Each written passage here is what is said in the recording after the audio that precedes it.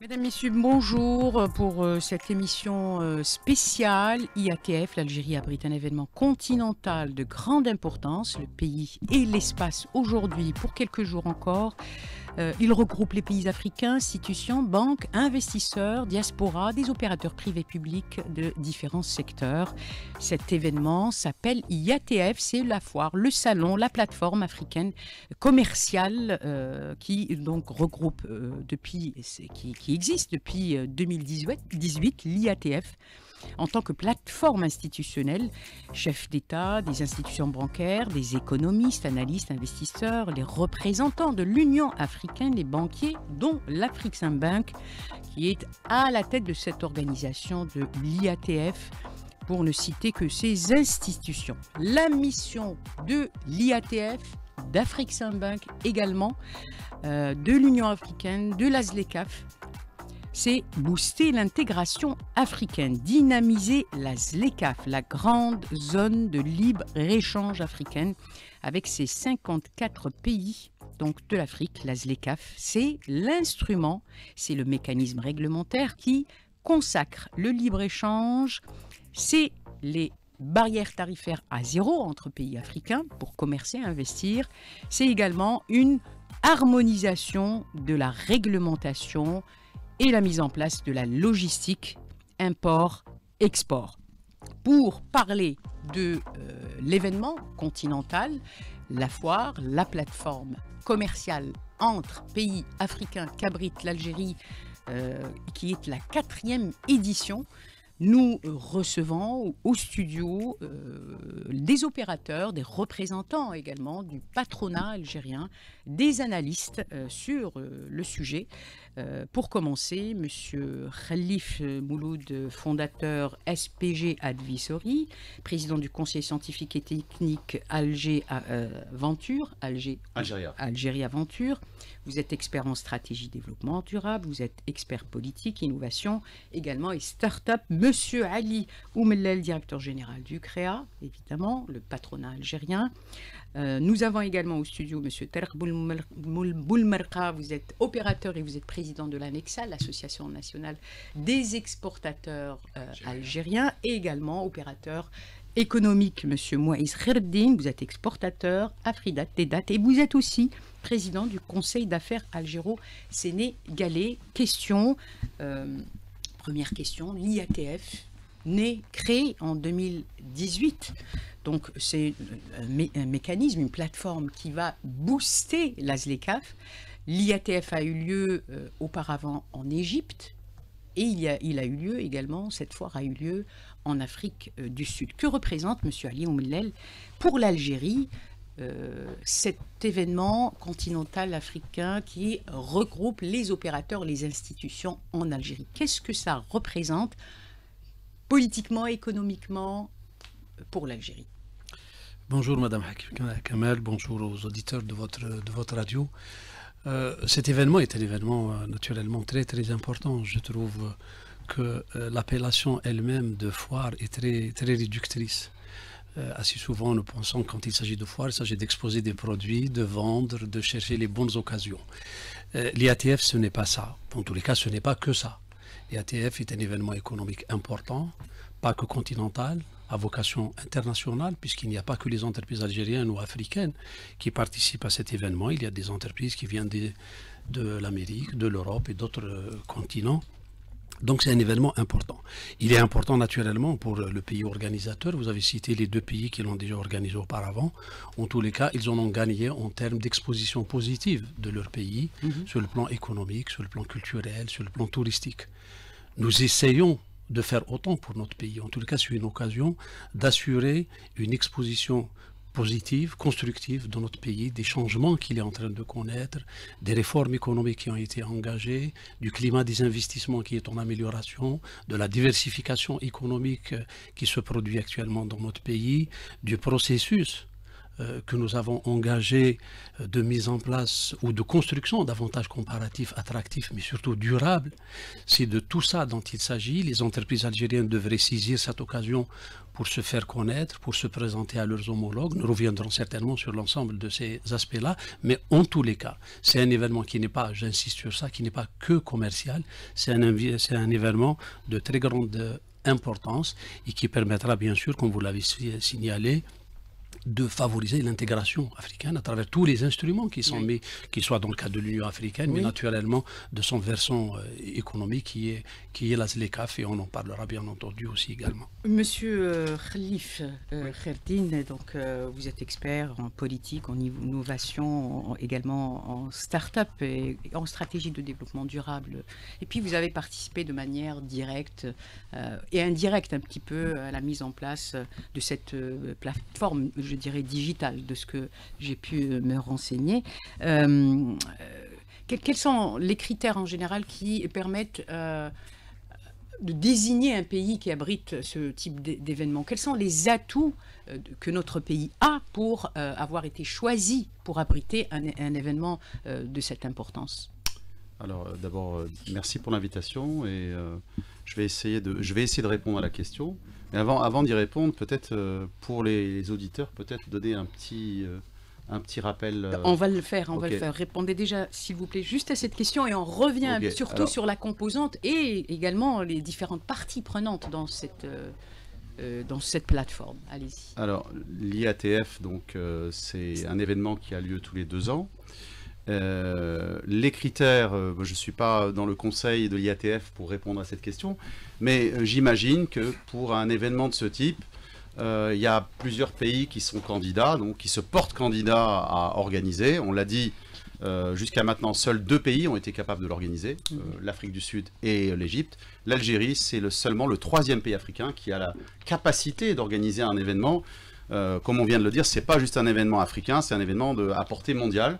Et donc des critères assez, on va dire, assez objectifs. D'abord, l'économie en elle-même. L'Algérie, c'est l'une des premières économies africaines. Oui. Deuxièmement, il y a la question des infrastructures. Donc, bien évidemment qu'on va donner l'événement à un pays qui a suffisamment d'infrastructures. Et là, on peut penser, bien sûr, aux aéroports, aux routes, aux hôtels, mais pas seulement aussi, il faut penser à l'infrastructure digitale. Et on sait que notre pays a fait un bond ces dernières années, notamment grâce à la fibre. Donc tous ces éléments sont pris en compte. Il y a aussi, bien entendu, Afreximbank, l'organisateur, signe un contrat avec un État. Donc il y a le degré de fiabilité, le degré de sérieux et la capacité de l'État. Donc l'Algérie est un État qui est reconnu, qui a, disons, sa place en Afrique, et on sait que lorsqu'on fait affaire avec l'Algérie, on sait que l'Algérie va délivrer, va mettre toutes les ressources et tous les atouts nécessaires pour la réussite d'un tel événement. Alors, sur cette question, je reviens, je reste entre vous, Monsieur Oumlal et Monsieur Khalif, pour passer également la parole aux opérateurs économiques qui sont les acteurs du commerce interafricain. Monsieur Oumlal, évidemment, quand on dit IATF, la plateforme commerciale interafricaine, c'est un intitulé, mais qui compose cette IATF et quel est le lien que cette plateforme, donc c'est on va dire un grand espace où les grands opérateurs, les institutions, les politiques, les gouvernements, les investisseurs, les banquiers, les financiers se rencontrent.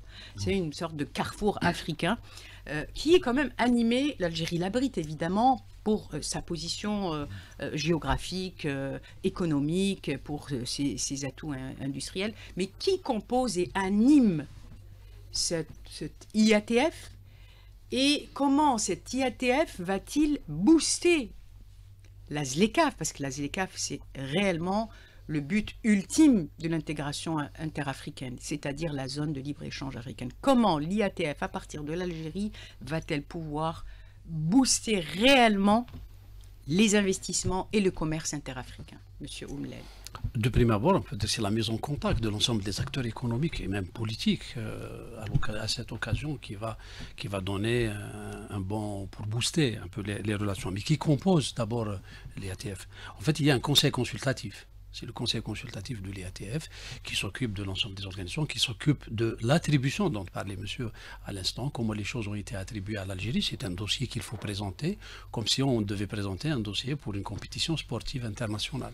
Donc les pays qui présentent le plus d'atouts, d'infrastructures, d'assises financières, économiques, c'est ces pays-là de la même que la prochaine édition, il y a des pays qui sont en compétition actuellement et qui n'est pas encore tranché.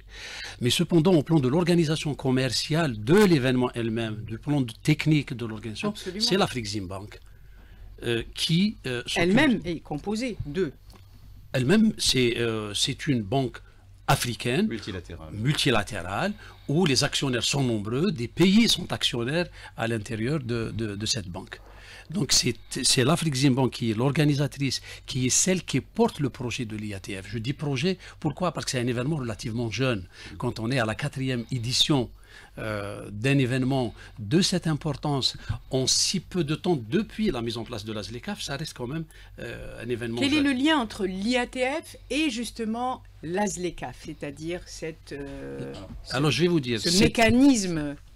L'IATF est un des mécanismes. Un outil. Est un outil. C'est un des mécanismes qui est mis en place. C'est un espace. Il est tout récent, 2018. Mais bien sûr, il y en aura d'autres sûrement. C'est comme si on organisait une foire après, par exemple, sur des filières industrielles. Ça peut être une sorte d'IATF tourisme, un IATF dédié à l'industrie ou à l'économie numérique. Ça reste aujourd'hui un des mécanismes, le premier, où des entreprises africaines de l'ensemble des pays sans aucune exclusion se retrouvent dans le même espace, se retrouvent pendant des mois parce que la période du 4 au 10 septembre, c'est le moment où les entreprises se retrouvent physiquement.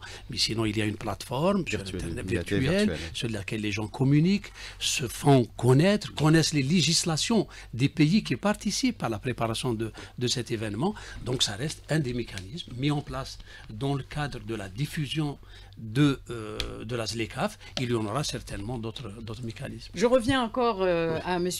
Khalif. Je n'ai pas oublié mes chers invités, mais vous aurez toute la latitude de vous exprimer en tant qu'opérateur sur vos attentes, sur votre expérience en export, sur votre connaissance du marché également africain et sur cette opportunité de l'IATF pour sceller de nouveaux partenariats commerciaux ou investissements. Alors évidemment, plusieurs États africains, le marché africain, certains États sont en bonne croissance, il y a du potentiel, il y a de la matière première, il y a une grande population de consommateurs, un PIB en évolution, donc il y a évidemment beaucoup de bénéfices à échanger, importer, exporter dans un même marché qui appartient au même continent. Je ne dirais pas de proximité, mais pour certains États, évidemment. Alors, quels sont les atouts, les grands atouts économiques de l'Afrique pour échanger entre elles, c'est-à-dire pour se compléter?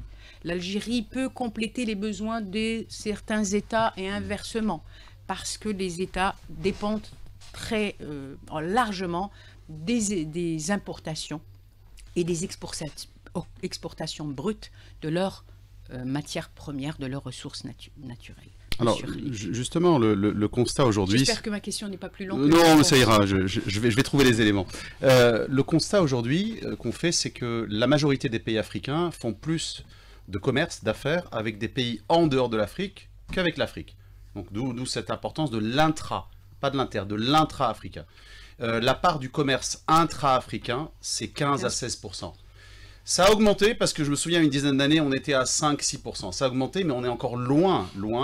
Et on est dans une situation de déséquilibre.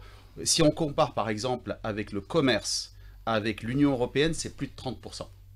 Avec la Chine, c'est 20%.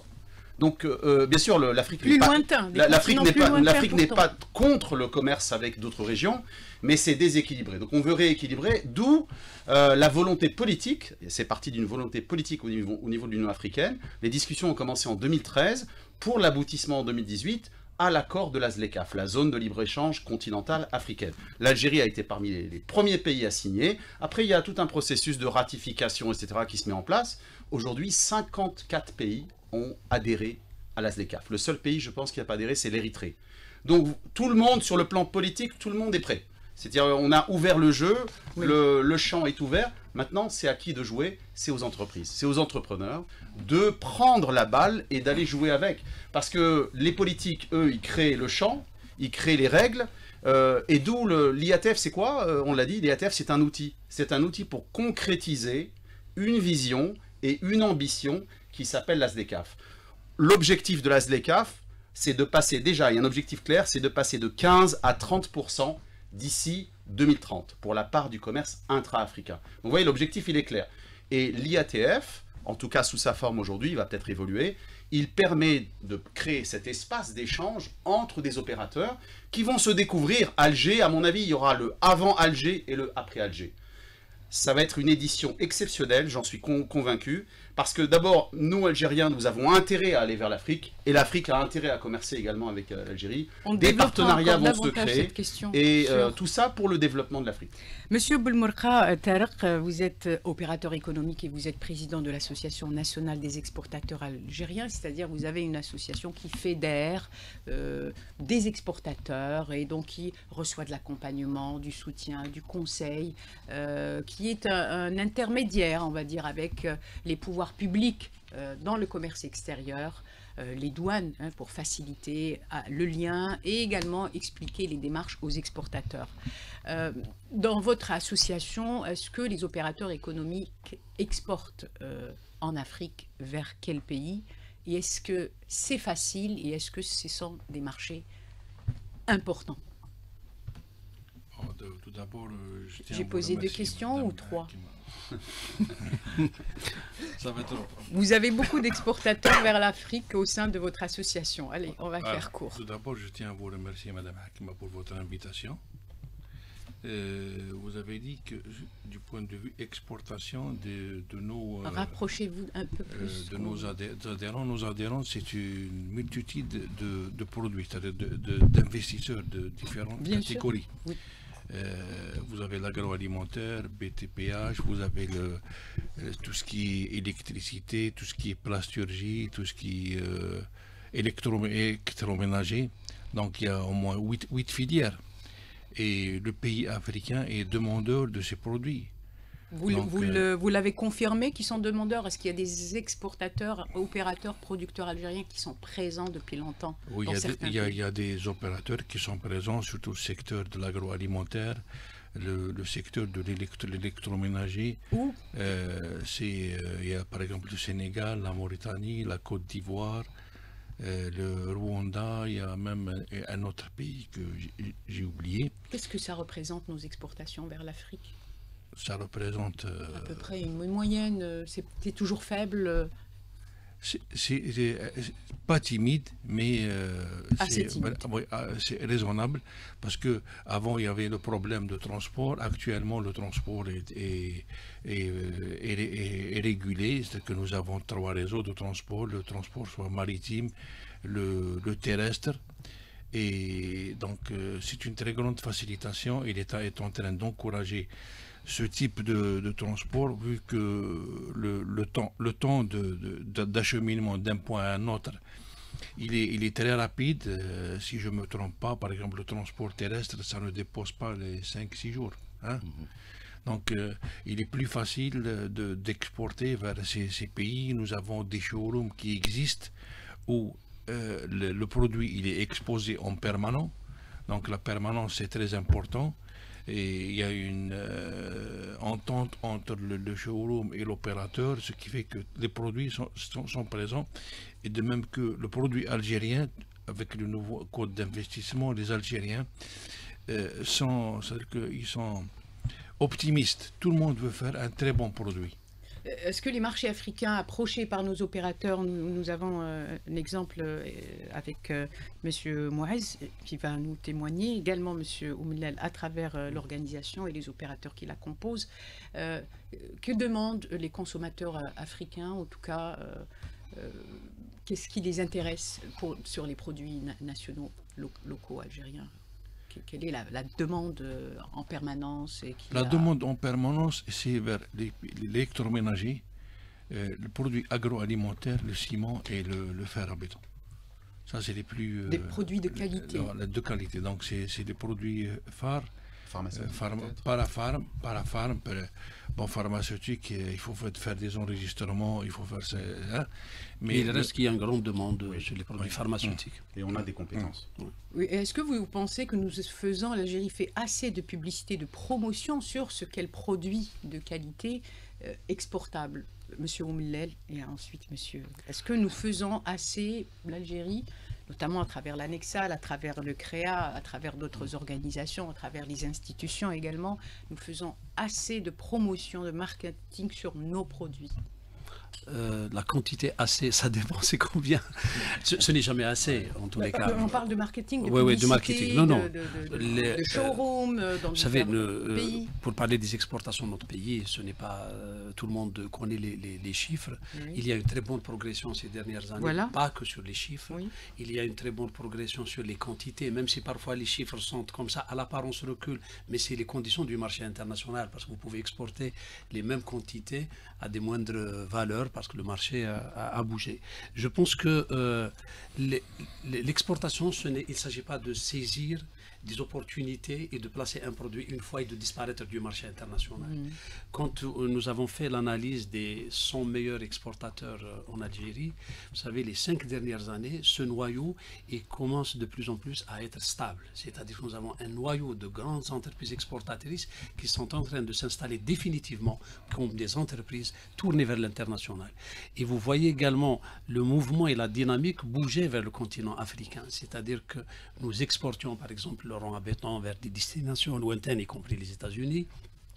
Le ciment, ça vient d'être signalé, qu'on est aussi parce que nous avons des produits très compétitifs. Il y a une très forte demande sur le pharmaceutique. C'est là où il faut faire du travail, pas que du marketing. Il faut faire les enregistrements de produits, il faut accompagner les producteurs, mais ça veut dire aussi que nous avons une industrie parce que ce sont des produits à très forte sensibilité. Il s'agit quand même de médicaments pour soigner des gens. Donc si les clients, les pharmacies centrales des hôpitaux de pays africains orientent leurs demandes vers notre pays, il s'agit après de mettre en place les mécanismes pour pouvoir exporter des mécanismes durables.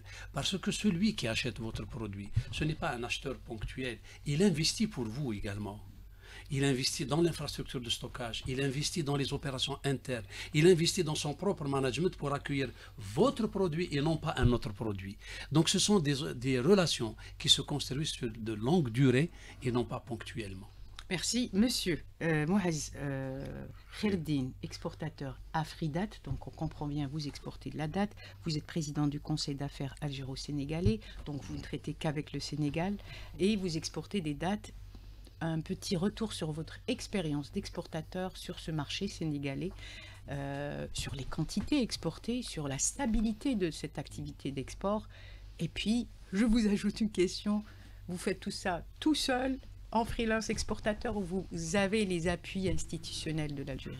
Tout à fait. Merci Hakim pour l'invitation. Salut à nos auditeurs. Donc moi, je voudrais d'abord revenir sur l'événement pour lequel la question, ici. Je vais vous la reposer, je vous assure. Sur ce que justement, d'après votre expérience, qu'est-ce que l'IATF vous a apporté de plus? Alors, restons sur la première. Je vous ajouterai la deuxième.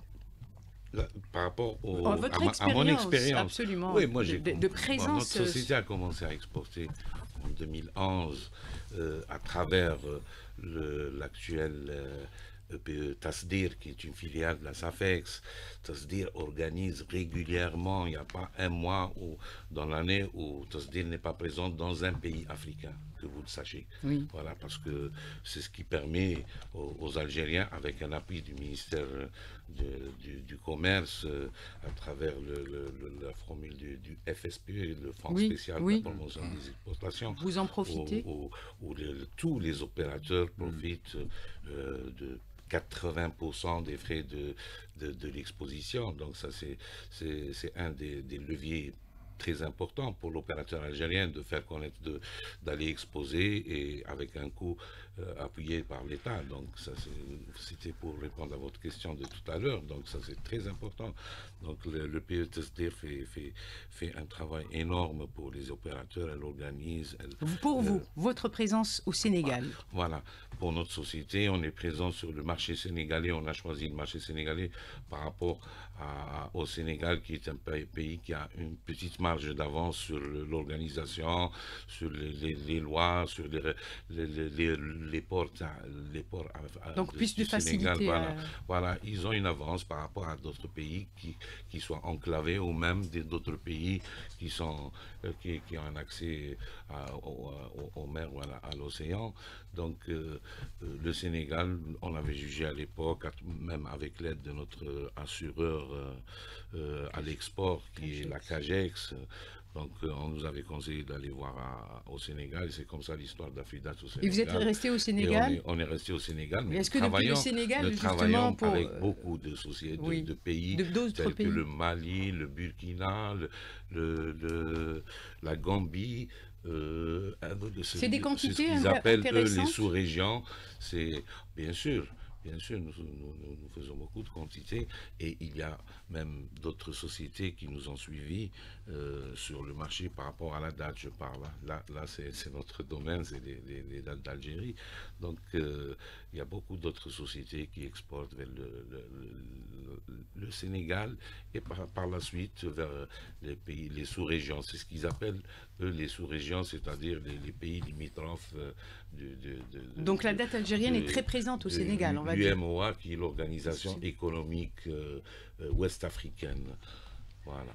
La date algérienne est très présente au Sénégal. Tout à fait. Comment on fait, un opérateur exportateur de date fait face à la concurrence avec d'autres exportateurs sur le même marché? Quelle est la valeur ajoutée de l'exportateur algérien? Quand on s'est installé au Sénégal, la date d'Algérie n'était pas du tout présente. Et en 2-3 ans, vers 2014-2015, je me souviens, on avait atteint près de 60-65% du marché. On avait rafalé carrément près de 65% des parts de marché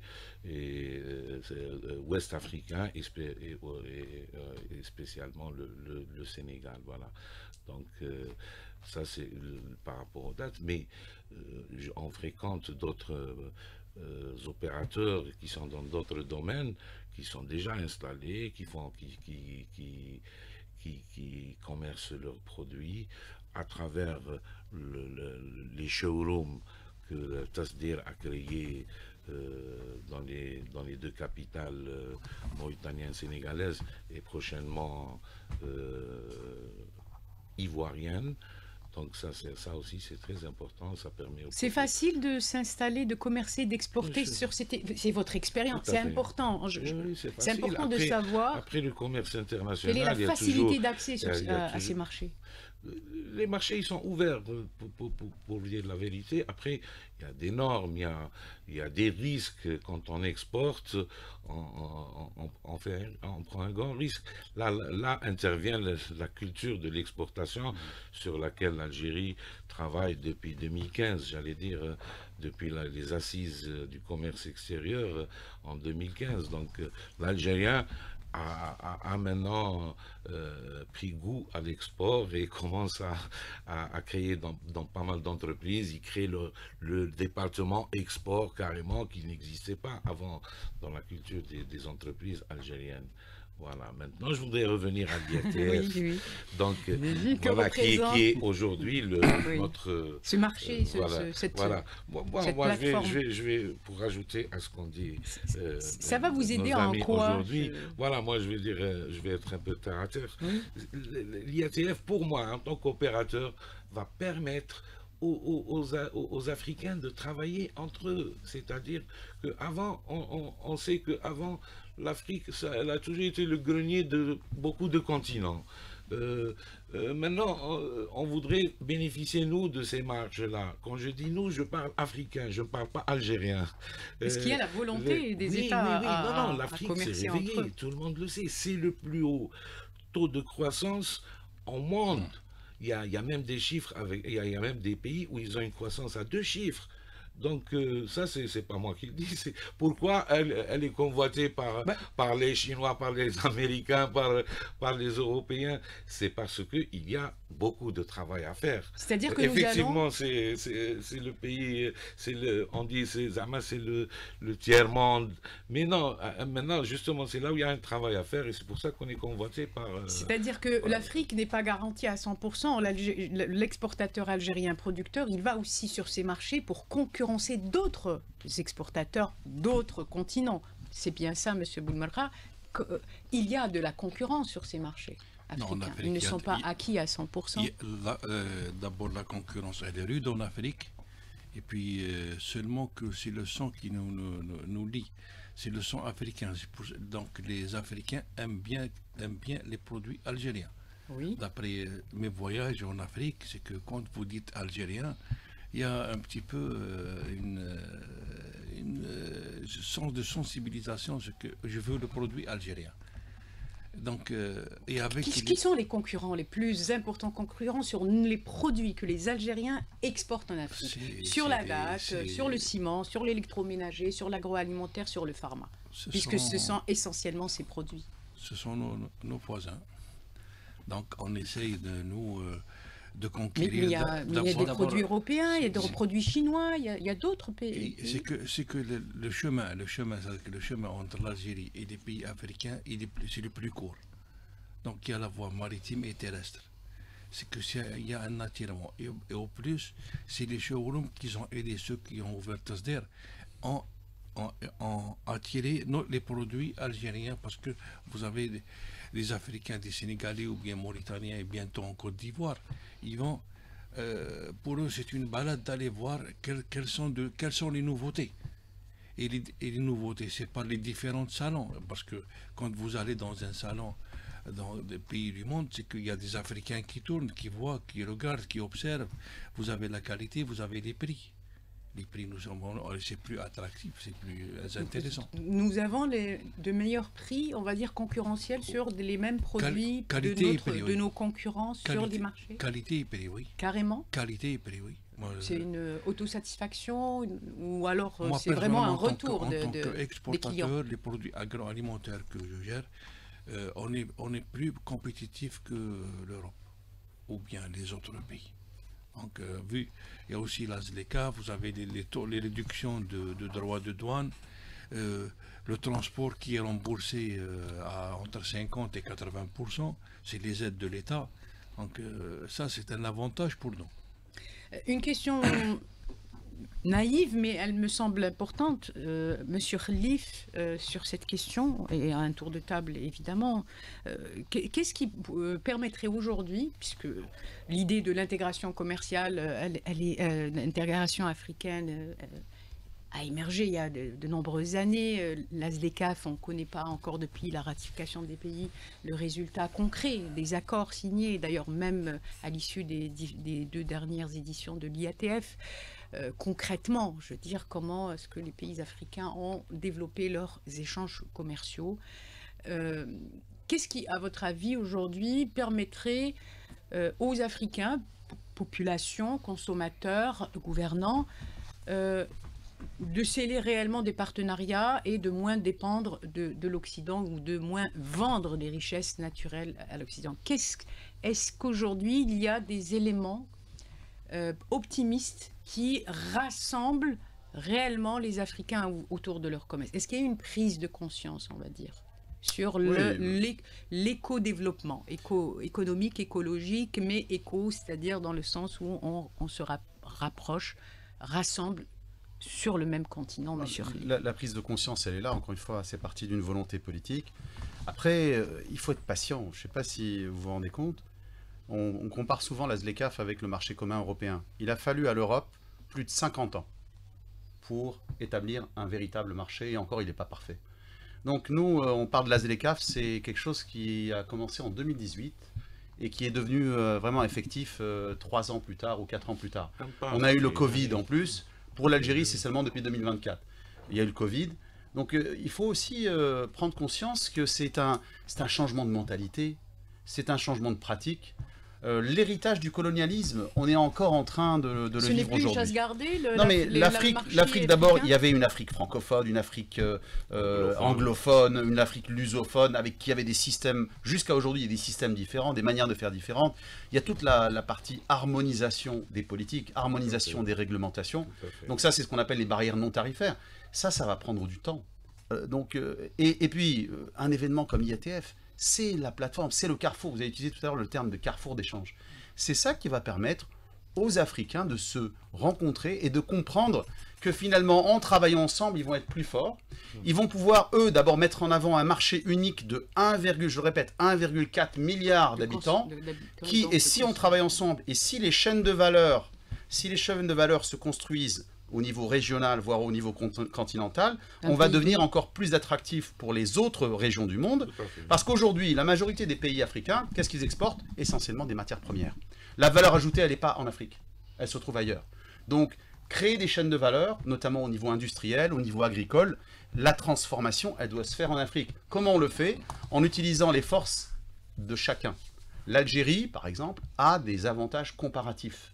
Elle doit les mettre en... On doit être plus agressif, on doit être plus ambitieux pour présenter nos avantages, et c'est ce qui va se faire à l'IATF, les avantages comparatifs et concurrentiels de l'Algérie. On va faire n'oublions pas, l'économie. Mais n'oublions pas qu'on a parlé beaucoup d'export, mais les affaires et le commerce, c'est pas uniquement l'export, c'est aussi l'investissement, c'est la coproduction. Moi, je vois beaucoup de potentiel ici en Algérie, avec des pays africains qui viendraient faire des partenariats en Algérie pour produire en Algérie avec les avantages comparatifs, notamment l'énergie, le coût de l'énergie.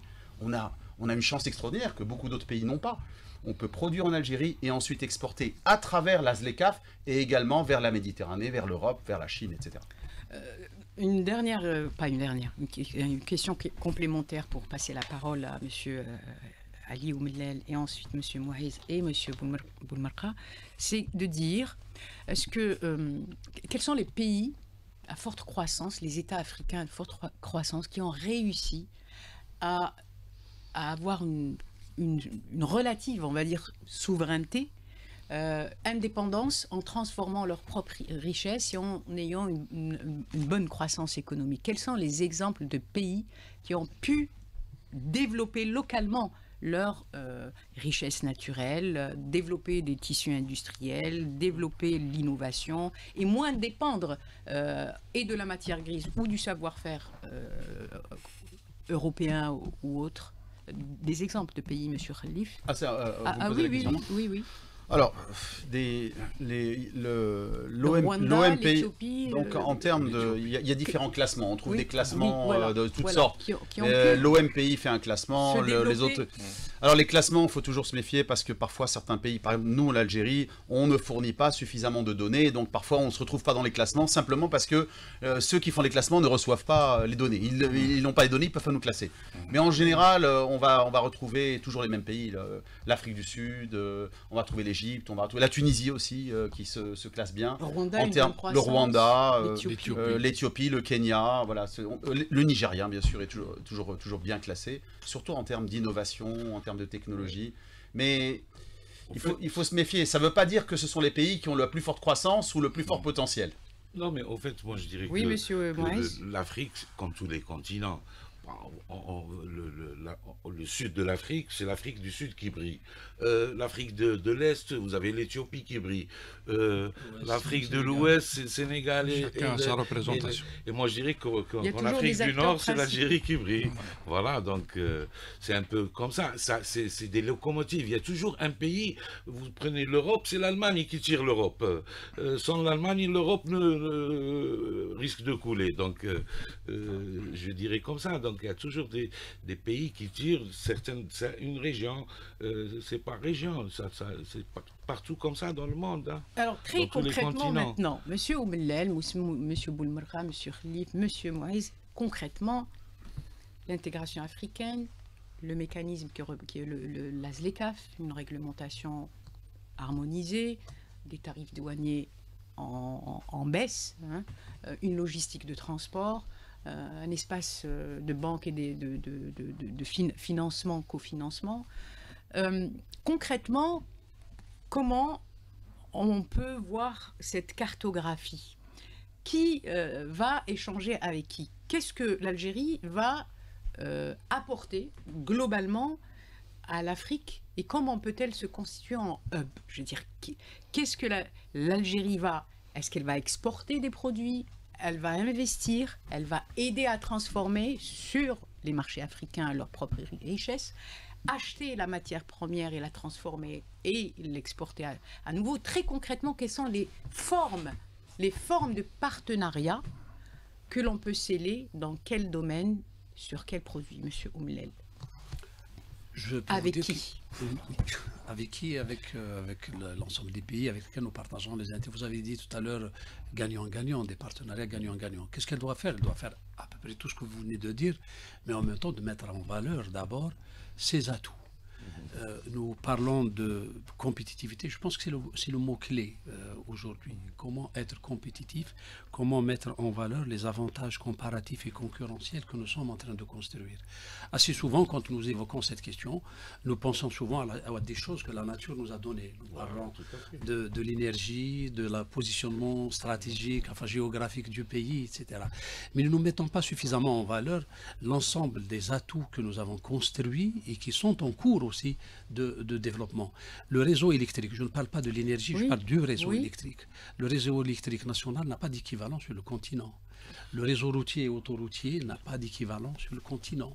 Le réseau des ports qui sont sur toute la Méditerranée, sur plus de 1200 km, n'a pas d'équivalent. Ce sont des choses qu'il faut mettre en place. Il y a la question de la ressource humaine. L'investissement qu'a fait l'Algérie dans le domaine de la ressource humaine, je dis peut-être des généralités, mais elles sont importantes aujourd'hui. Il faut les mettre en valeur. Nous avons un système de formation professionnelle qui est excellent. Donc c'est l'ensemble de ces atouts-là qu'il faut mettre en avant. Le deuxième élément, nous avons parlé de la transsaharienne, qui est un projet qui est également dans la mémoire collective de la société, de notre peuple. Je donnais souvent cette image en disant que la transsaharienne, c'est un peu un arbre qui a ses racines en Algérie, puis qui a le tronc qui parcourt tout le Sahara, et puis vous avez toutes les branches et les pays qui irriguent cette route sur l'ensemble des pays amis et frères. Donc ce sont des atouts logistiques, et même qui ont une portée culturelle, qui ont une portée de structuration du territoire. Donc quand on prend par exemple l'autoroute Est-Ouest, pour citer rapidement cet exemple, ce n'est pas un axe routier uniquement qui mène d'Alger à Annaba ou à Oran en peu de temps, mieux qu'avant. C'est aussi une route qui a révélé des territoires, qui a amélioré l'attractivité de ces territoires. Il y a quelques années, il était très difficile de convaincre un opérateur d'aller investir à Arlizane, avant qu'on ne réalise la zone industrielle de Sidi Khattab. Mais depuis que l'autoroute passe par là-bas, il est très difficile de trouver un mètre carré pour pouvoir investir encore, puisque la zone elle est en train de connaître une extension.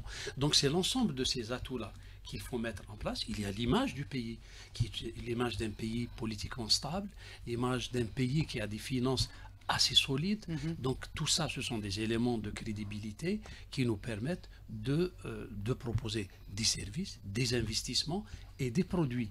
Vous avez parlé tout à l'heure, je passe rapidement. Il y a l'entraide africaine. Absolument, absolument. Évidemment. Mais vous avez parlé aussi une autre approche qui n'est pas économique ni commerciale. Pour ne pas négliger totalement l'aspect géographique, nous sommes quand même la porte d'entrée sur le continent, sur le nord du continent.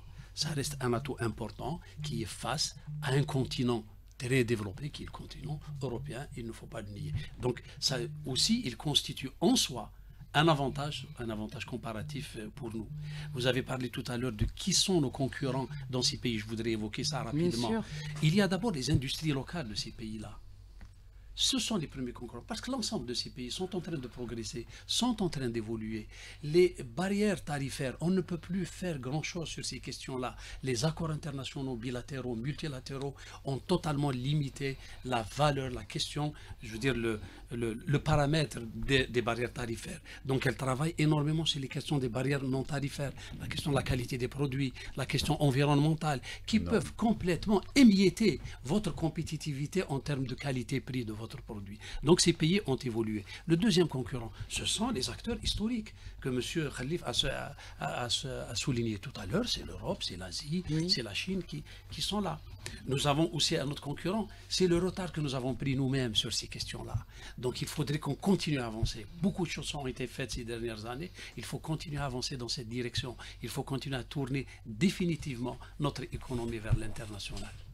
Qu'est-ce que la ZLECAf, M. Boulmerqa, M. Mouaïz, M.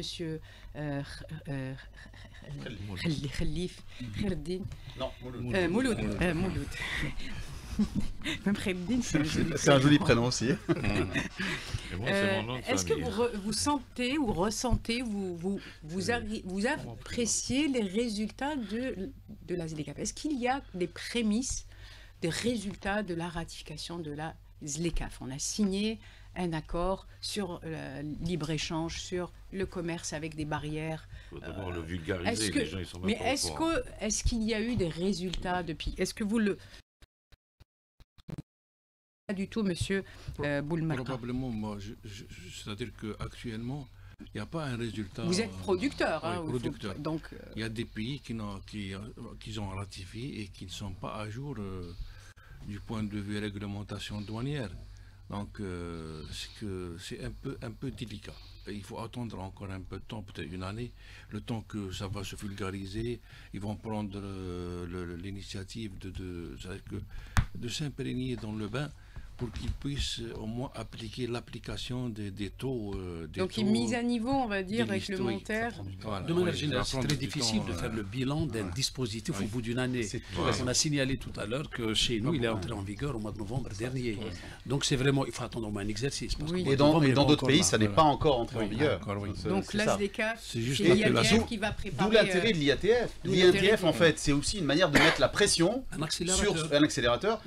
Il ne faut pas oublier qu'il y aura beaucoup de délégations officielles, donc il va y avoir des rencontres bilatérales, multilatérales, pour justement qu'on amène les pays qui n'ont pas encore mis à jour leur réglementation de le faire, pour accélérer justement la concrétisation de la vision et de l'ambition de la ZLECAf. J'avais posé la question à M. Oumlel sur les formes de partenariat.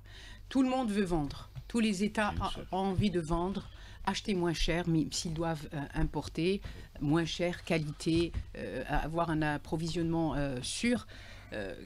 Quelles sont les attentes de l'Algérie? Quelles sont ses ambitions en Afrique? Encore, c'est à peu près la même question posée à M. Oumlel, mais je veux dire, nous voulons vendre nos produits, nous voulons investir. Pas seulement, je pense. Qu'est-ce que nous voulons? Je pense qu'il faut aller dans une logique gagnant-gagnant, on l'a dit, un win-win. Et donc, bien sûr que si on est les seuls gagnants et que les autres ne sont pas gagnants, ça va être une fois, deux fois, et puis finalement, ils vont trouver une autre solution. Donc, c'est pour ça que je parlais tout à l'heure de partenariat. Il faut vraiment aller dans une logique de partenariat. Regardez quelles sont nos forces, quelles sont les leurs. Quel type de partenariat? Et encore une fois, tout dépend des avantages comparatifs. On l'a dit tout à l'heure. Ça dépend des avantages comparatifs de chacun. Et on voit en termes économiques qu'il y a une possibilité de spécialisation. Par exemple, dans une chaîne de valeur régionale, un pays va être meilleur dans un domaine, un autre pays va être meilleur dans un autre domaine. Nous pouvons investir. Absolument. Co-investir. On peut aussi co-investir sur des partenariats qui peuvent être de nature régionale, voire continentale. Il ne faut pas oublier une chose aussi. On a parlé d'infrastructures physiques. Et c'est vrai que la transsaharienne, c'est mythique. Mais il y a aussi autre chose, c'est la dorsale transsaharienne de la fibre. Donc on a aussi une infrastructure numérique et l'Algérie est un des pays qui est vraiment très en avance. Pourquoi c'est important? Parce que si on parle d'innovation, de recherche d'innovation, si on parle de start-up, si on parle de PME innovantes, elles ont besoin d'une infrastructure numérique pour pouvoir travailler et pouvoir aider les pays à se diversifier. C'est quoi la start-up? C'est un outil de diversification d'une économie pour l'Algérie et pour tous les pays. Donc l'Algérie peut aussi exporter un savoir-faire, peut exporter l'innovation de ces start-up, pas seulement des produits, mais aussi des services. Jusqu'à quel point la stabilité, on va dire, la stabilité politique, la sécurité dans certains pays influence justement le commerce, le freine jusqu'alors, notamment pour investir dans ces pays stable, Monsieur Mouaïz. Est-ce que, par exemple, vous avez des pays sur lesquels vous ne pouvez pas aller? Tout le monde sait que la stabilité et la sécurité est un grand levier pour attirer les investisseurs, que ce soit en Algérie ou ailleurs. Oui. Donc il y a des pays stables, pour ne pas les citer, mais et qui sont très attractifs par rapport à d'autres pays Oui. où il n'y a pas une stabilité. Donc ça, c'est des pays qui ne sont pas attractifs. Et donc, si on prend par exemple le Sénégal, c'est une des meilleures démocraties en Afrique. Bon, ben, elle attire beaucoup d'opérateurs. Après, il y a l'intérêt. On parle là de commerce, donc de bénéfices. Donc, si c'est pas un contrat gagnant-gagnant, ben, ça marchera jamais. Donc c'est ce qui l'IATF va rassembler tous ces gens-là pour dire bon ben voilà, il y a une marge, on la partage et presque fraternellement en tant qu'Africains. Voilà, moi je leur dis toujours, moi je suis pour vendre mon produit, Oui. mais à condition que vous aussi, parce qu'on a d'autres produits à importer de ces pays-là. Il y a un échange gagnant-gagnant, me l'a dit M. Oumellel. Il faut toujours que ce soit gagnant-gagnant. Un tour de table sur les richesses de l'Afrique. Souvent, l'Afrique, on l'a toujours associée malheureusement à la pauvreté, au sous-développement. Mais les richesses sont énormes. C'est un grenier pour les autres continents, notamment pour l'Europe. Monsieur Boulmerka, Monsieur Moaïs, Monsieur Oumellel, je lance la question et vous laisse l'opportunité de prendre la parole. Les richesses de l'Afrique, les matières premières, les ressources, les terres rares, c'est quand même des produits de convoitise internationale. C'est une question de souveraineté. Oui. Dans quel état se trouvent ces ressources? Est-ce qu'elles sont entre les mains de grandes puissances ou elles sont encore vierges et elles sont exploitables, elles sont exportables, transformables encore, ou alors tout est déjà réservé? Non, l'Afrique est un grand continent. Sur L'Afrique possède toutes les ressources possibles, imaginables. Si on prend simplement juste un pays, la RDC, on utilise souvent la RDC comme exemple, c'est peut-être le pays qui est le mieux doté en ressources naturelles. Et regardez la situation du pays, c'est peut-être le pays qui est Quelles sont les richesses? Qui a la situation, toutes les richesses minières, vous pouvez les trouver en RDC, en République démocratique du Congo. Mais agroalimentaire, je parle agricole, matières premières. Et agricole. C'est un pays qui pourrait être juste la locomotive, pas seulement de l'Afrique, mais du monde. Mais effectivement, ces matières premières ont attiré la convoitise depuis longtemps de beaucoup de pays. L'or. Et ça a créé une instabilité dans la région. Citez-nous un peu les quelques. Imaginez toutes les ressources minières que vous pouvez imaginer. Vous nous donnerez les. Tout. Ils ont tout.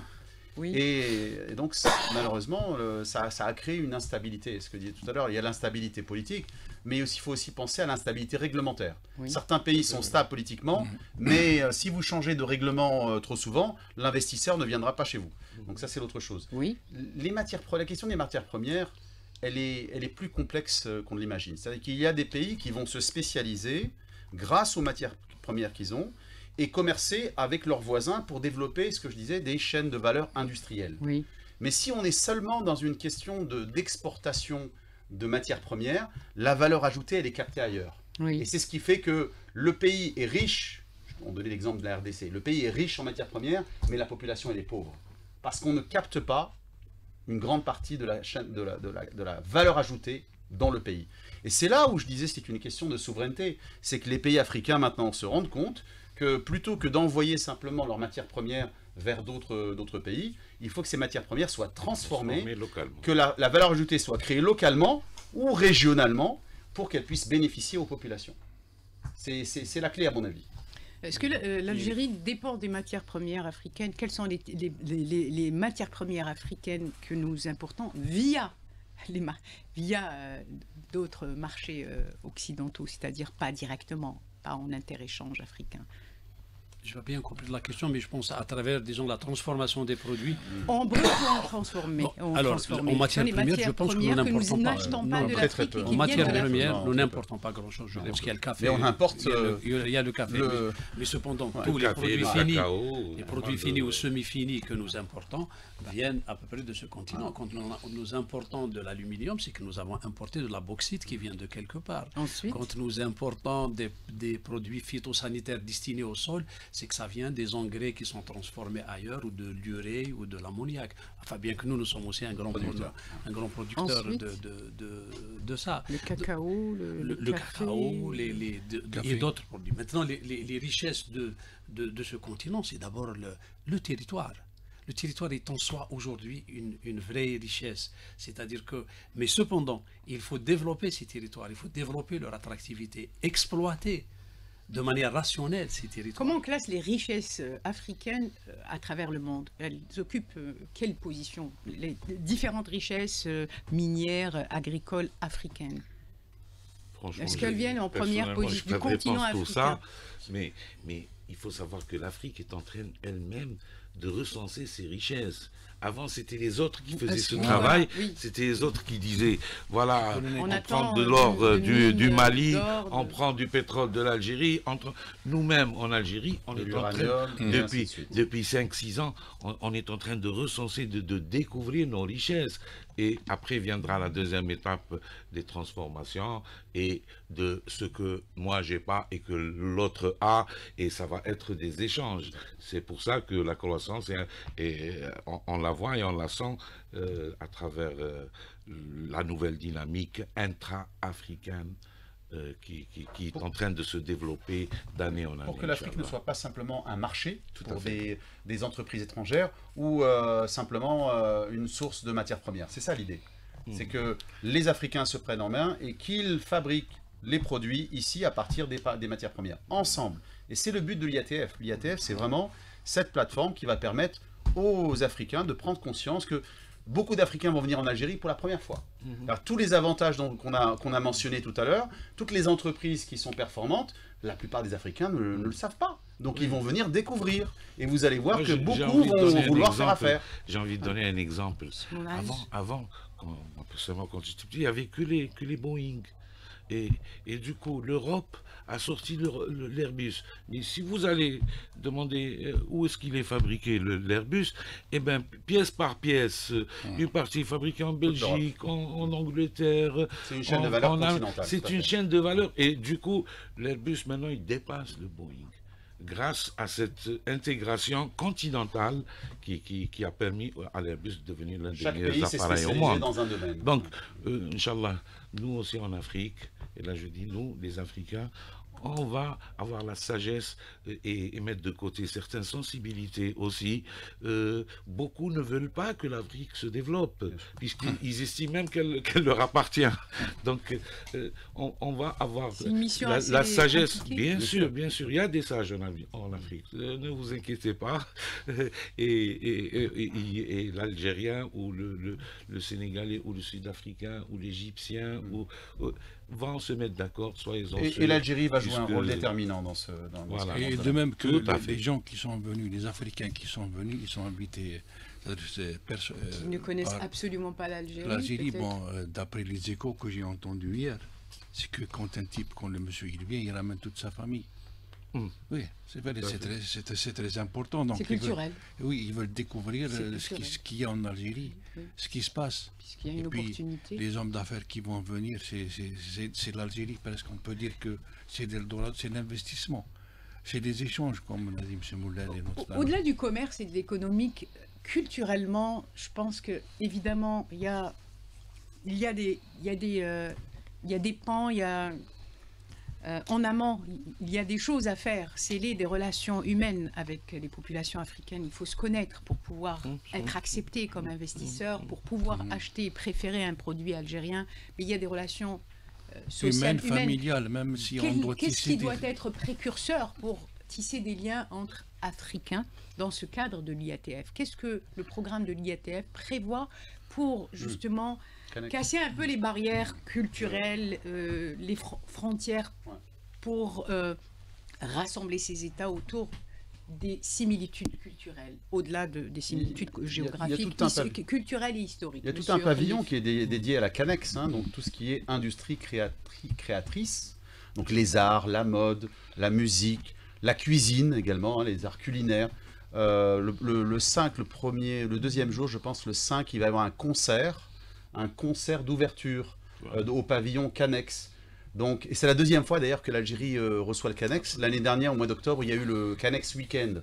Donc là, c'est tout ce qui est création artistique, les films également, toutes les créations et tous les arts vont être mis en avant. Les grands pays qui ont des industries cinématographiques et autres, culturellement, l'Algérie peut être présente à travers des instituts culturels dans certains pays, à travers un cinéma, en tout cas humainement présente, comme présente à travers des activités permanentes pour constituer un préalable à l'entrée sur le marché. Je pose cette question au pays du PANAF. Voilà. Nous avons un ancrage historique qui n'a pas d'équivalent dans l'histoire de ce continent, justement en matière d'échanges culturels, de festival du cinéma qui s'est déroulé en Algérie à plusieurs reprises, mais également le PANAF, c'est un ancrage historique qui permet justement de construire ces relations culturelles. Nous reprenons. Bonsoir à nouveau, bonjour. On reprend donc la suite de l'émission spéciale consacrée à l'IATF, la plateforme, la foire, le salon commercial interafricain qu'abrite l'Algérie dans sa 4e édition. Nous recevons au studio depuis 1 heure M. Ali Oumlel, directeur général du CREA, M. Tarek Boulmerra, président de l'ANEXA, l'Association nationale des exportateurs algériens, M. Khalif Mouloud, expert en politique d'innovation et des startups. Monsieur Mouiz Khirdine, exportateur et président du Conseil d'affaires algéro-sénégalais.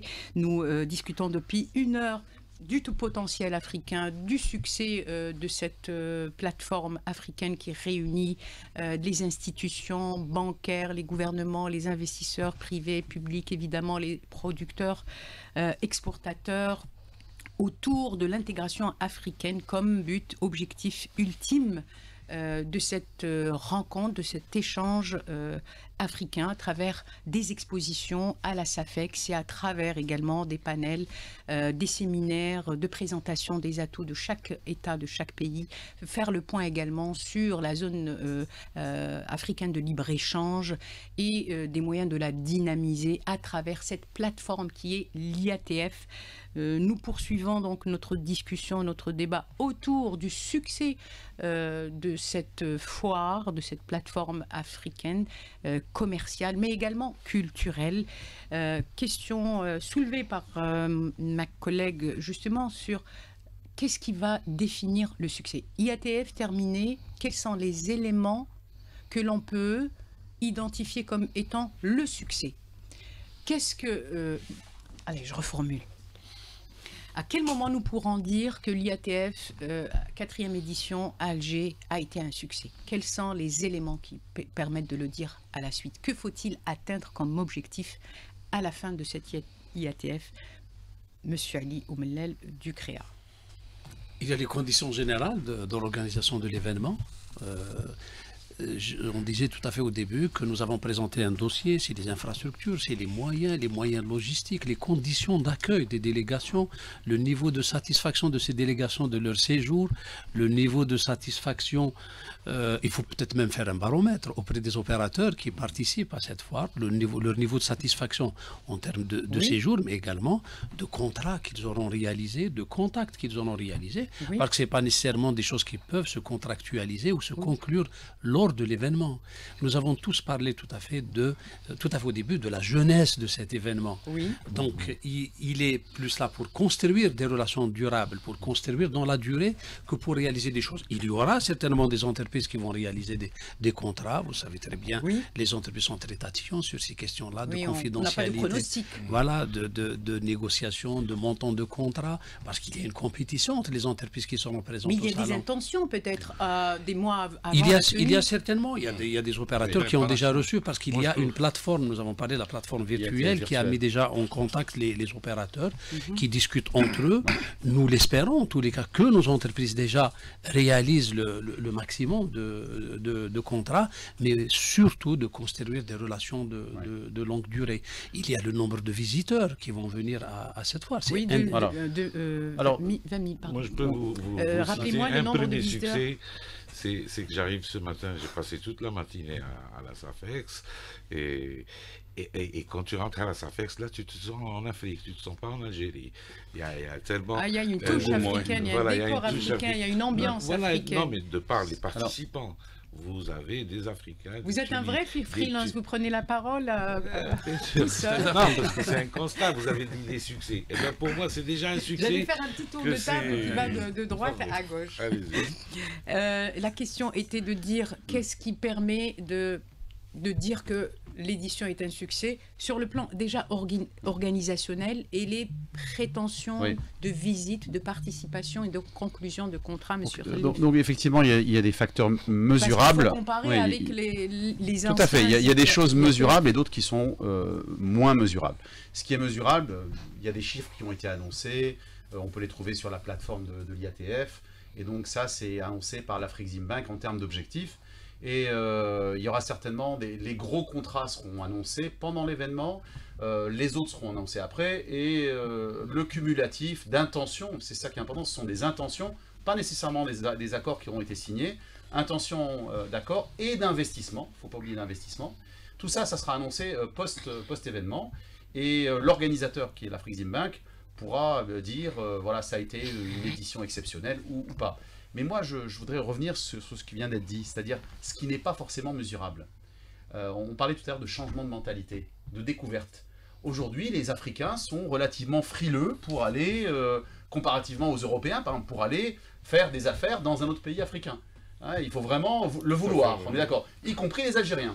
Donc si on arrive simplement à initier un changement de mentalité, que les Algériens se rendent compte que mais il y a tout ce potentiel en Afrique, pourquoi est-ce que je suis simplement en train de regarder vers le nord? Peut-être que je devrais regarder aussi en Afrique. Pareil pour les Africains, ils vont découvrir l'Algérie, ils vont découvrir qu'il y a des entreprises extrêmement performantes, ils vont découvrir la jeunesse algérienne, les startups. Il y a un pavillon entier, Youth Startup, jeunesse startup. Il y a des activités pour les Diaspora PME, également. des activités pour les PME, pour les micro-entreprises. Donc ça va être une découverte pour beaucoup d'entreprises. Les liens d'affaires vont se tisser, les gens vont commencer à discuter.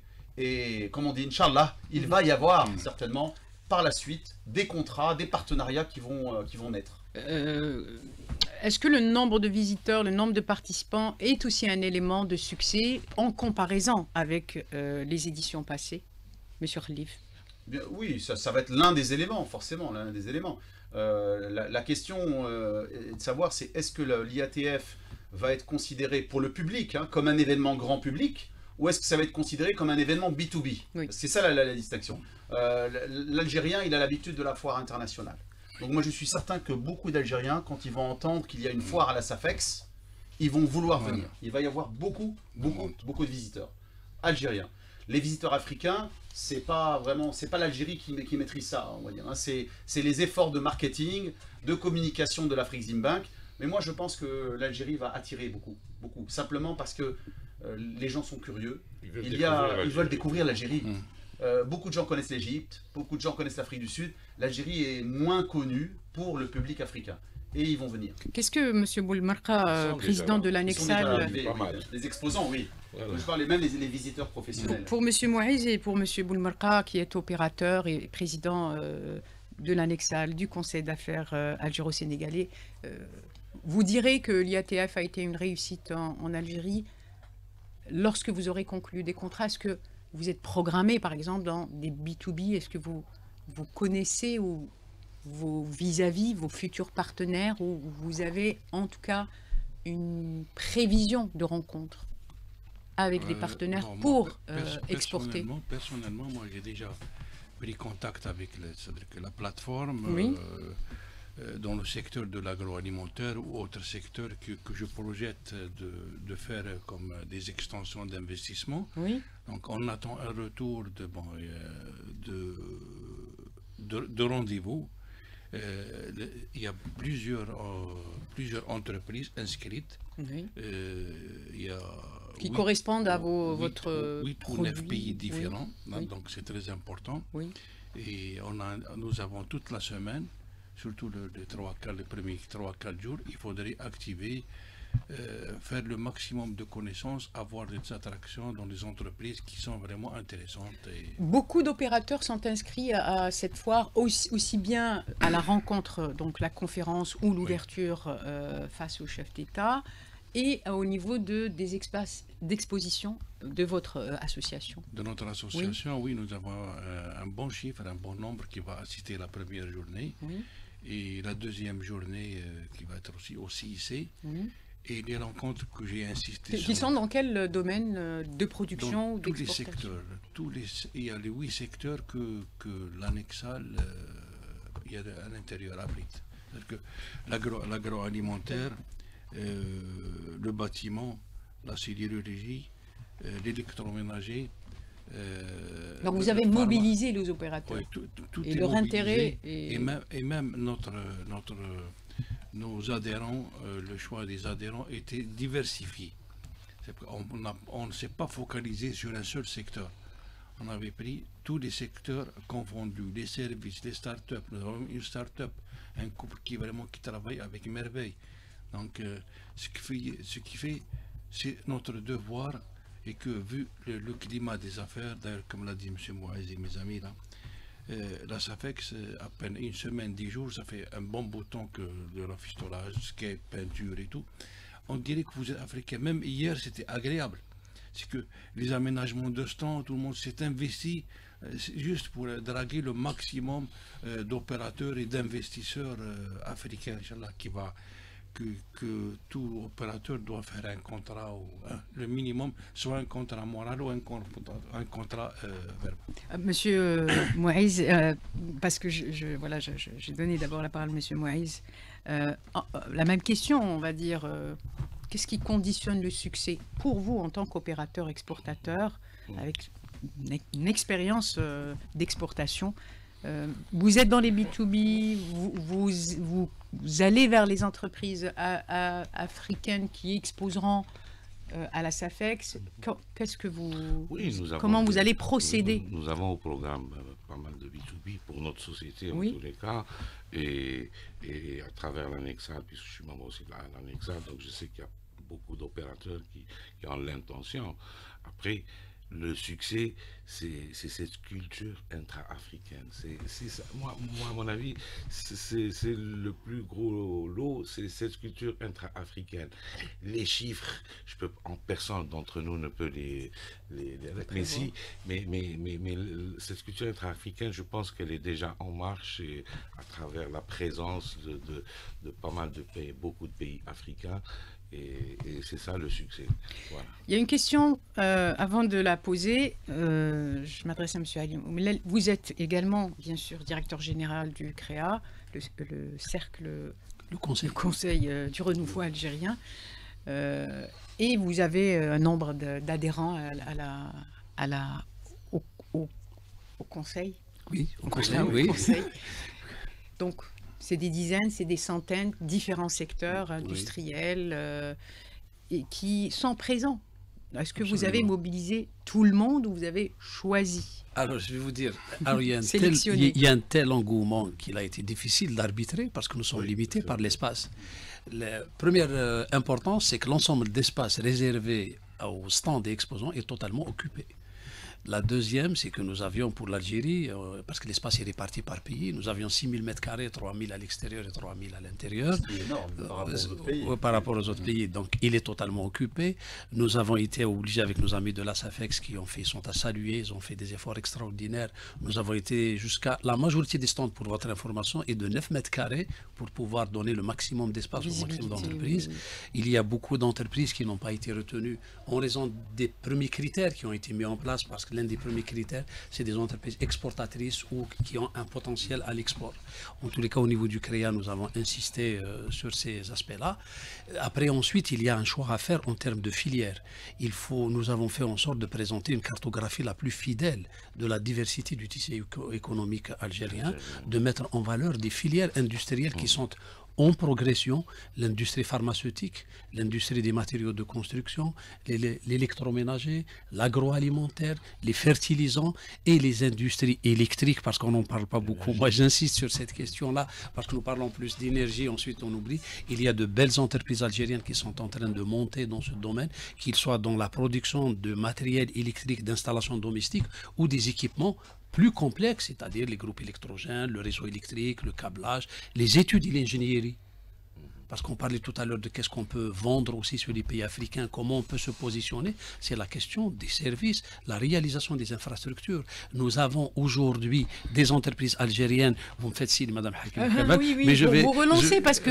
Voilà. Nous avons des entreprises aujourd'hui qui ont atteint dans les services, dans les travaux publics, dans les matériaux de construction, dans la construction, des entreprises qui ont atteint un niveau de maturité, de maîtrise de l'ingénierie, de la réalisation, qui peuvent aller, d'ailleurs il y en a, des entreprises algériennes qui sont dans des pays du continent et qui réalisent des infrastructures dans l'électricité, les réseaux et les routes. Pour avoir plus de poids, économiquement, commercialement parlant, sur les marchés africains, c'est une question. Est-ce que vous pensez, chers messieurs, que regrouper les chefs d'entreprise, les opérateurs, exportateurs, sous la coupe d'une organisation pour plus de transparence, de visibilité et de poids sur les marchés extérieurs, comme cela se fait dans d'autres pays, a un rôle à jouer, il y a un impact, c'est-à-dire avoir une organisation unitaire de tous les chefs d'entreprise, c'est-à-dire, pardon, africaine, vous voulez dire algérienne pour commencer, pour peser de son poids, pour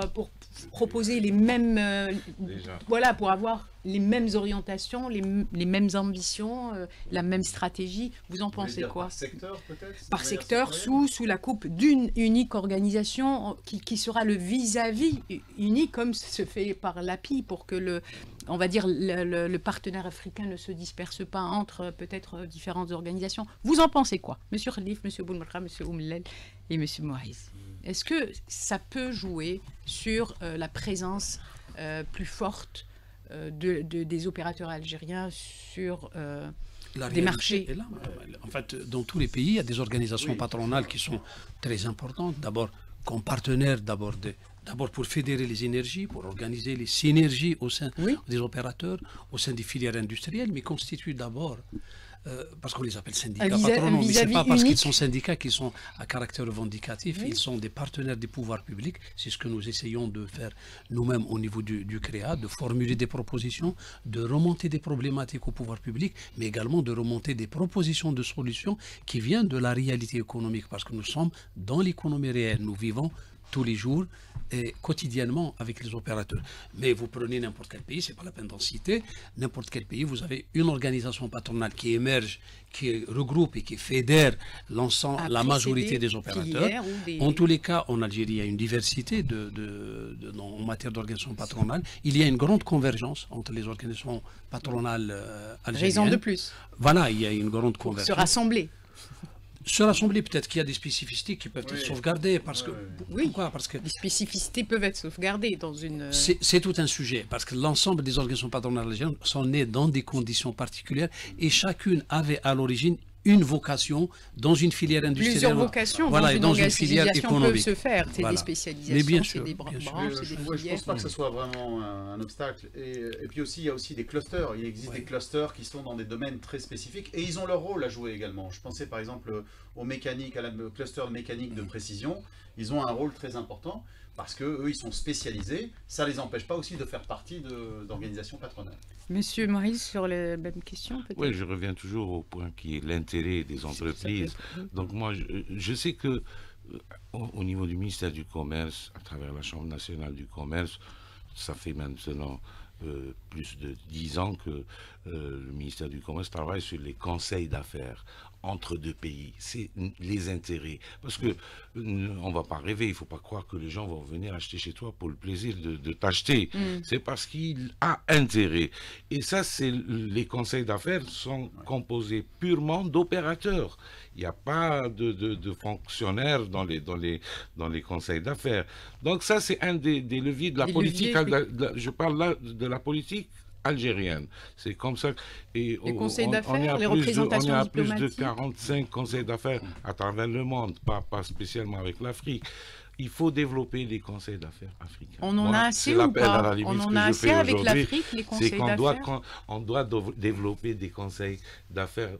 Nous, s'il n'y avait pas le conseil d'affaires algéro-sénégalais, peut-être il y aurait moins de Sénégalais. Là, on a reçu une délégation très importante d'hommes d'affaires sénégalais. Ben, c'est le conseil d'affaires avec le showroom que l'Algérie a organisé. On a organisé ça et ça marche. Ils sont là, ils sont en train de tourner à Alger, de découvrir Alger. Ça commence d'abord par découvrir. Après, viendra le business. Là, ils vont sentir s'ils ont intérêt ou il n'y a pas intérêt. Une question d'ordre général, on termine cette émission à 14h30. Dernière question, qui devait peut-être même être la première, mais c'est très bien de finir avec, très standard. C'est de dire, évidemment, deux questions en une. La circulation, la libre, par exemple, circulation, on va dire, entre les pays africains, est-ce que c'est un élément central qu'il faut étudier, examiner pour pouvoir faire cette intégration africaine? Alors, ça ne fait pas partie de la ZLECAf. Il y a un protocole qui est au niveau de l'Union africaine, protocole pour la mobilité. Et je pense que là, ça sort du cadre un petit peu de ce dont on parle, parce que là, il s'agit bien sûr de souveraineté. Mais il existe, et je pense qu'il y a 18 pays qui ont signé ce protocole, qui permettrait un jour, à terme, d'avoir une libre circulation. Et il y a même un projet de passeport africain. Fait, oui. C'est un projet, mais pour l'instant, on n'y est pas. Donc je pense que commencer par une intégration économique, je pense que c'est une bonne chose, personnellement. C'est mon avis personnel. La mobilité des personnes peut venir ensuite. Ça ne veut pas dire qu'on ne peut pas. Le Rwanda, par exemple, un pays comme le Rwanda, a décidé de manière unilatérale d'ouvrir le pays et d'enlever tous les visas pour tous les Africains. Même pour le Sénégal, je sais que pour avoir un visa sénégalais, soit vous l'avez ici, ou vous pouvez partir sans visa et l'avoir à l'arrivée. Donc il y a des pays qui ont pris cette décision, mais ça ne fait pas partie. Est-ce qu'il y a justement et l'ambassade d'Algérie au Sénégal aussi, elle facilite largement la demande. C'est une demande très très facile pour les Sénégalais pour venir en Algérie. Là, la porte elle est grande ouverte. Il y a une facilité d'accès justement pour les opérateurs, M. Boulmerka, M. Ouillet. Il y a une facilité de circulation, de mobilité. De circulation, surtout quand vous êtes chef d'entreprise. Donc, quand vous vous présentez soit au consulat ou bien à l'ambassade, vous êtes pris en charge, c'est-à-dire qu'il n'y a aucun souci de visa. D'après nos adhérents, ou bien d'après mon expérience, en les voyant par exemple la rencontre dans différentes foires à l'étranger, vous rencontrez des Africains, ils vous disent si vous avez un problème de visa, on peut intervenir, comme nous on peut le dire. Si vous avez un problème avec les consulats algériens ou ambassades, on peut intervenir. Donc, il y a un engouement, il y a aussi une attraction, on peut voyager en libre circulation, ça pose. Il y a autre chose à faire, il y a mieux à faire. Et construire des passerelles. Vous avez parlé tout à l'heure des passerelles. C'est les foires à l'étranger qui draguent un petit peu les gens, bien les chefs d'entreprise. Moi, par exemple, j'ai été en Iran. J'ai vu le conseiller du Premier ministre ivoirien. La facilité d'accès au pouvoir. La facilité de l'accès. En discutant, on parlait d'une éventuelle ouverture d'un showroom en Côte d'Ivoire. Il m'a dit avec plaisir que je peux intervenir. Les zones franches également. Voilà, oui. Donc c'est très important. Et je voulais rebondir sur juste les questions des patronats. Les patronats, ils sont liés ensemble. Ils sont liés. Nous, on travaille pour le bien du pays, de l'Algérie. Donc, on doit soulever la souveraineté, c'est-à-dire avoir de l'avance pour que nous puissions vivre à l'aise. Même nos enfants trouveront une meilleure vie financière ou voilà. Monsieur Oumellel, la question était... Est-ce que la libre circulation existe? Mobilité Oui, des globalement, investisseurs, je des pense qu'on ne peut opérateurs. pas contredire, surtout pour les hommes d'affaires, ils peuvent voyager quand ils le dans demandent. Mais l'espace quand on africain. voyage, un être humain, quand il voyage, il faut qu'il trouve de l'intérêt. Ou alors il va pour des raisons touristiques ou pour des raisons d'affaires. Nous sommes en train de Il y a parler... des facilités. Voilà, les facilités existent. M. Boulmarka vient de répondre à la question. Mais est-ce que les gens se déplacent suffisamment? Non, c'est évident, mais on est en train de parler de relations économiques qui sont en train de naître. C'est quelque chose de très jeune qui va se développer. Les Africains commencent à se connaître, en tous les cas économiquement, bien qu'ils se connaissaient plus ou moins culturellement et géographiquement. Il faut développer d'autres passerelles. Pour La notre pays, confiance il faut aussi. reconstruire des liens.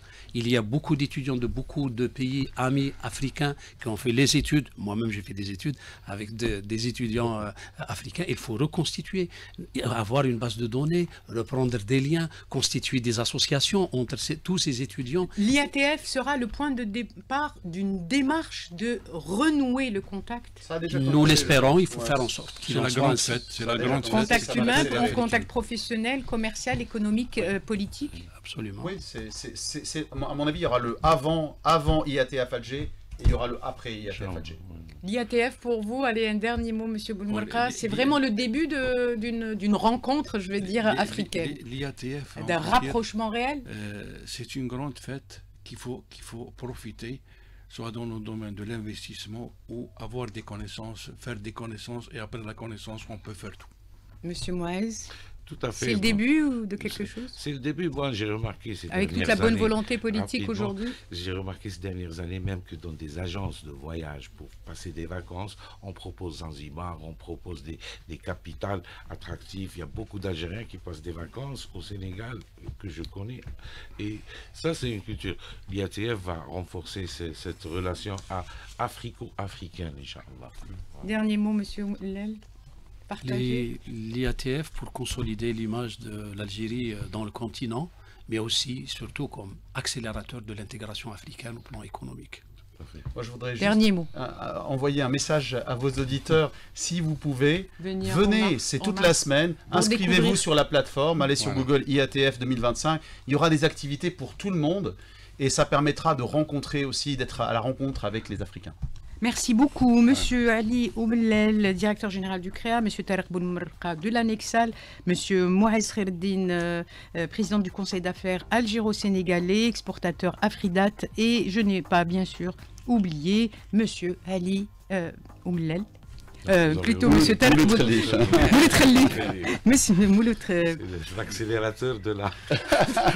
Oui, Mouloud. L'émission. Mouloud Khalil. C'est pas grave, Voilà. Mouloud Vous Khalil, êtes tout ça, voilà, spécialiste dans les stratégies Tout à fait. les politiques et les stratégies pour l'innovation et les startups. Merci beaucoup, mesdames, Merci à vous messieurs. d'avoir Merci à vous. Merci pour En l'invitation. espérant que Merci cette à vous, émission a à nos été auditeurs. utile pour la compréhension de ce rendez-vous capital en Algérie. Thank you.